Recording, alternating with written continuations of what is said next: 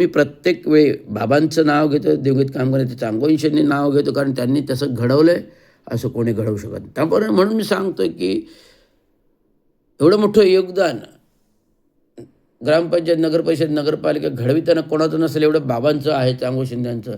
म्हणून मी सातत्याने हे आत्ताचे नवनिर्वाचित उपमहापौर कृष्णा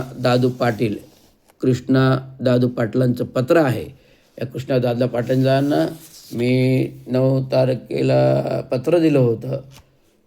महापौरांना पण पत्र दिलेलं आहे की असे प्रशासनाच्या मागण्या आहेत. या 15 मागण्यांमध्ये 10, 20, 30चा ठराव मंजूर करणे, 7वा वेतनाचा फरक, 15 वर्षाचा जो आहे 10, 20, 30चा फरकाचा ठराव करणे, लवकरच फरक देणे आणि 7वा वेतनाचा 5 वर्षाचा फरक आम्हाला व्याजासह देणे. आणि आत्तापर्यंत 2 हप्ते दिलेले आहेत, तर अजून 360 ने 540 कोटी बाकी आहेत. पुढील 3 हप्ते लवकरच देणे. नियमबाह्य सेवा अधिकार सेवा शर्तींनी डावलून दिलेली प्रभारी पदे रद्द करणे. जे महाराष्ट्र शासनाने दिलेले नाही ते नाव घेतो मिनल पालंडे ही एक महिला क्लर्क आहे. तिला उपायुक्त पदाचा आणि इशारे पदाचा 4 शिफारस महानगरपालिकेने शासनाकडे केली आहे. मी शासनाकडे गेलो होतो, मागणी केली, तर शासन बोलले आम्ही असे कुठल्या प्रकारे पद दिलेले नाही, ते महानगरपालिकेने दिले असते, महानगरपालिकेने रद्द करावी असं स्पष्ट सांगितलं. मिनल पालंडे इशारे कक्ष प्रमुख दिलेला आहे.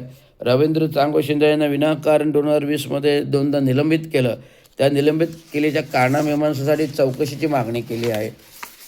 आणि नंतर राबोडी नाल्याचे कामाची चौकशीची मागणी केली आहे. राबोडी जेल मागील नाल्याच्या रवींद्र शिंदेने चौकशीची मागणी का केली, त्यानंतर रवींद्र शिंदेने का निलंबित केलं, याचा कुठेतरी परामर्श आला पाहिजे ना. विनाकारण निलंबित करण्याची प्रथा आज सरकारी शासकीय पद्धतीमध्ये नाही आहे. 1996मध्ये पण अतिक्रमण हटवताना विनाकारण मला निलंबित केलं, काही कारण नव्हतं. 3 प्रकारात माझा संबंध नसताना, 3ही प्रकारात माझा संबंध नसताना मला निलंबित केलं. रवींद्र शिंदे प्रमोशनमधील पदाशी अनुसूचित जाती जमातीमध्ये पात्र असताना 12 नोव्हेंबर 2014 रोजी ज्या पदोन्नत्या झाल्या, कुठल्याही प्रकारचा सेवाज्येष्ठचा अभिप्राय नसताना मला निलंबित केलं. तर हा माझा आंदोलनाचा पवित्रा आहे. आज मी जी काही माझी भूमिका आहे, माझा आंदोलनाचा पवित्रा हा आहे अर्धनग्न आंदोलन. हे आंदोलन जे आहे, मी 26 जानेवारीला निवडणुकीचा निषेध नोंदवण्यासाठी 26 जानेवारीला निवडणुकीचा निषेध नोंदवण्यासाठी या अर्धनग्न आंदोलन कोर्ट नाका येथे संविधानाचे उद्देश खाली बसून केलं की नागरिकांना ही गोष्ट पोचावी. कोणीतरी उघडं आंदोलन कसं काही केलं आहे तर लोकांना माहिती होतं, जनजागृतीसाठी केलं आहे. निवडणुका भ्रष्ट मार्गाने होतात. मी निवडणूक आयोगासोबत बसलेलो आहे आणि पुन्हा मी जाणार आहे. हे काय अभिप्राय मला अजून पोचला नाही, उत्तर पोचलं नाही. आणि 9 तारखेच्या आंदोलनाचं जे मी पत्र वाचून जाते त्याचे हे महत्त्वाचे मुद्दे आज मी आंदोलन 2 तारखेला करणार होतो, परंतु होळी असल्यामुळे तूर्त प्रशासनाने 3 अधिकारी उपायुक्त मुख्यालय, अतिरिक्त आयुक्त 2 आणि आयुक्त त्यांच्या विनंतीनुसार मी आजचं तूर्त आंदोलन स्थगित केलं आहे. आंदोलन रद्द नाही, तूर्त स्थगित केले. परंतु त्याच्या मागण्या त्याच आहेत की ठाणे महानगर कामगारांचे विविध प्रलंबित 5 वर्षाची थकीत देणे, सफाई कामगार खाटण प्लॉट लपाटताळ तात्काळ चालू करणे, घनकचरा ठेकेदार पद्धत बंद करणे, कायमस्वरूपी आणि कॉन्ट्रॅक्ट पद्धतीमध्ये कर्मचाऱ्यांना सेवेत घेणे, पंतप्रधान योजनेअंतर्गत ज्या युवा पिढी शिक्षित आहे त्यांना ट्रेनिंग दिले होते त्या सर्वांना सेवेत घेणे. त्यामुळे महापालिकेची करोडो रुपयांची बचत होत नाही. कारण माहिती आहे का, जर तुम्ही भरती केली, जर कायमस्वरूपी भरती केली, तुला नियमित वेतन द्यावं लागणार आहे. तर ऑगस्टमध्ये जी आंदोलनाद्वारे मी 1773 पदे सातत्याने मागणी करून भरायला लावली होती, अशा प्रकारचं आहे. आणि एक मी आंदोलन जे केलं होतं तर त्याचं एक मला लिखित पत्र प्रशासनाने दिलं की तुम्ही आजचं आंदोलन होळी असल्यामुळे तूर्त मागे घ्या. आजचं आंदोलन होळी असल्यामुळे तूर्त मागे द्या. तर मी आंदोलन मागे घेतलं. प्रशासनाचा मान ठेवतो, पण याच्यावर घन चर्चा बैठक व्हायला पाहिजे, ते आम्ही करू असं मला प्रशासनाने सांगितलेलं आहे. आता मुद्दा आला चांगो शिंदेंच्या नामकरणाचा, क्रिक रस्त्याला नामकरण. हा अजेंडा विषय आहे. या अजेंडाविषयी शेवटून 2 नंबरचा विषय आहे. या अजेंडावरील शेवटून 2 नंबरचा विषय आहे. काय आहे? दिवंगत 139 अनुक्रमांक आहे. 139 अनुक्रमांक आहे. अजेंडावरील विषय आहे. विषयपत्रिका ही ठाणे मध्ये आली होती. विषयपत्रिका ही ठाणे मध्ये आली होती. त्याच्यामध्ये म्हटलेले आहे, दिवंगत कामकर्ते श्री चांगो शिंदे यांचे नाव क्रिक रोडला ठाणा कॉलेजचे कळवा ब्रिजपर्यंत रस्त्यात देण्याबाबत आणि लोकमान्य सावरकर प्रभाग समिती प्रभाग 15मधील प्रंजली हॉस्पिटलचे रस्त्यात प्रबोध व्यंकटेश महाजन मार्ग असे नामकरण करण्याबाबत. आता 139 आणि 140. आता 140वरती जे कोण आहेत, स्वर्गीय प्रमोद व्यंकटेश महाजन. आता प्रमोद व्यंकटेश महाजन यांचं नगरपालिका असेल, महानगरपालिकेत काय योगदान राहिलेलं आहे? आमचा इतिहास गेला. आज 95 वर्ष ठाणे शहरात झाली. 1930 आम्ही स्थायिक आहोत. ग्रामपंचायत, नगरपरिषद, नगरपालिका घडविण्यात आमचा सहभाग राहिले. तर ह्या लोकांची जी नावं दिली आहेत, चौकाला असो, रस्त्याला असो, तर यांचं नगरपालिकेसाठी योगदान काय आहे, महानगरपालिकेसाठी योगदान काय आहे? तर अशा प्रकारे दिवंगत कामगार चांगो शिंदेंचं क्रिक रस्त्याला नामकरणानंतर महासभेने तूर्त ते प्रकरण स्थगित केलं. हा त्याचा प्रकरण विषय क्रमांक काय आहे? ठाणे महानगरपालिका ठराव क्रमांक 207 23/12/2024 दिवंगत कामगार नेते चांगो शिंदे यांचे क्रिक रोडला ठाणे ते कळवा ब्रिज नामकरण करणे. आता याच्यावर मी ठाम आहे. मला फेर प्रस्ताव नको आहे, तर माझं नामकरण मला ठाम पाहिजे. कळवा ब्रिज ते चंदनी कोळवळ हे नाम पाहिजे. कारण त्या रस्त्याला कोणाचं नाव नाही.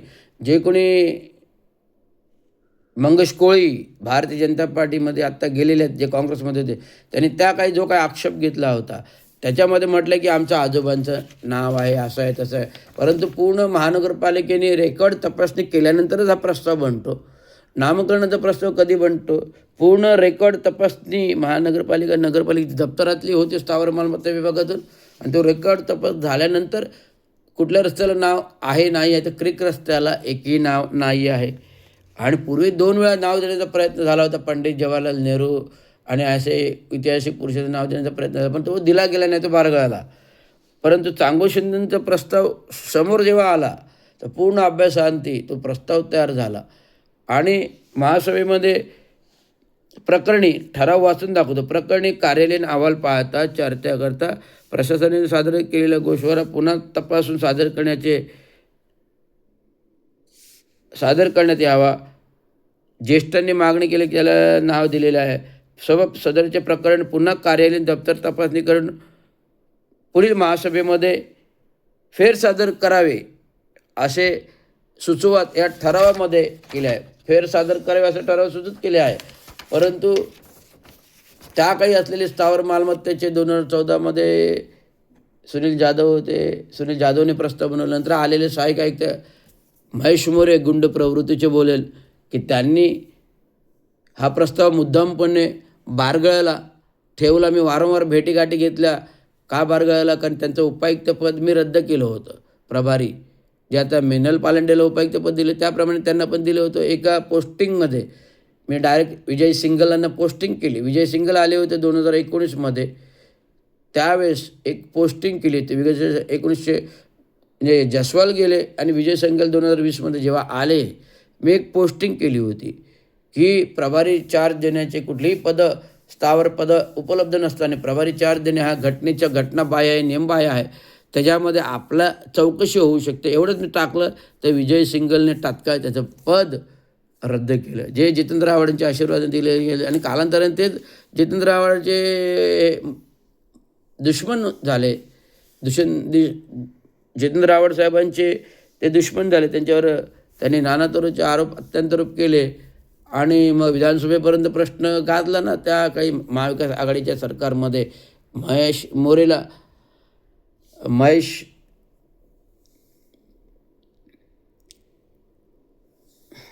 आयरेला विधानसभेपर्यंत त्यांची चौकशी चालू आहे अजूनही त्या विधानसभेच्या मुद्द्यावरती.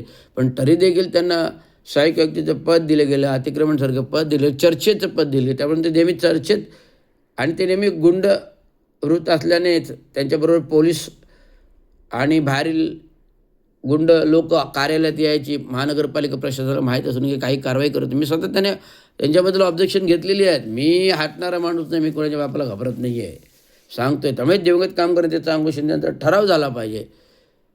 विठ्ठलाच्या मूर्ती ठरावला लोकल बॉडी नाही, ठाणे बाबा चौकला लोकल बॉडी नाही, नरेंद्र बळाल सभागृहाचा ठराव नाही. त्यामुळे ह्या सगळ्या गोष्टी रद्द करा असं मी प्रशासनाला विनंती करतो आहे. आणि नरेंद्र बळाल सभागृहाच्या जाती वीर माता जिजाईचा नामकरण, कारण महिलांचं नावं कुठेही महानगरपालिकेच्या सरकारी कार्यालयाला नाही आहेत. तर नरेंद्र बळाल सभागृहाच्या ऐवजी वीर माता जिजाई करा आणि स्थायी समिती सभागृह आहे त्याला अण्णाभाऊ साठे सभागृह करा अशी रवींद्र शिंदेची मागणी राहील. एवढंच सांगायचं. धन्यवाद. जय हिंद, जय महाराष्ट्र. आणि हे जे प्रशासनाने आंदोलन स्थगित करा हे तूर्त पत्र जे दिलेलं आहे, हे माझं मागणीपत्र हे महानगरपालिकेचं पत्र आणि मी 26 जानेवारीला केलेलं आंदोलन हे पाहता मी प्रशासनाला ठामपणे निर्धारपणे सांगतोय की जर हे तुम्ही लवकरात लवकर केलं नाही महिनाभरामध्ये तर मी माझं आंदोलन पूर्ण येणाऱ्या महासभा, आता मार्चमध्ये अर्थसंकल्पीय महासभा असेल, जे आता विधानसभेचं अर्थसंकल्पीय अधिवेशन चालू आहे, ते माझं पुन्हा अर्धनग्न आंदोलन असले. मी तुम्हाला सांगू शकतो अर्धनग्न आंदोलन म्हणजे हे आक्षेपार्ह बाब नाही आहे. फक्त वरील वस्त्र म्हणजे बनियान वगैरे ठेवायची नाही अंगात, खाली वस्त्र असतील वरती वस्त्र नसणार, एवढंच अर्धनग्न आंदोलन त्याला म्हणतात. त्या प्रकारचं आंदोलन असेल ते मी केलं आहे, तेव्हा कुठे आक्षेप नाही आला. आणि आत्ता कसं काय आक्षेप येतो पोलिसांना मी सांगू शकतो मी संविधानिक कायद्याच्या घटनेत आंदोलन करतो आहे, संविधानिक कायद्याच्या घटनेत आंदोलन करतो आहे, संविधानाच्या कायद्याच्या घटनेत आंदोलन करतो. एवढंच मला सांगायचं. धन्यवाद. जय हिंद, जय महाराष्ट्र. जय भारत.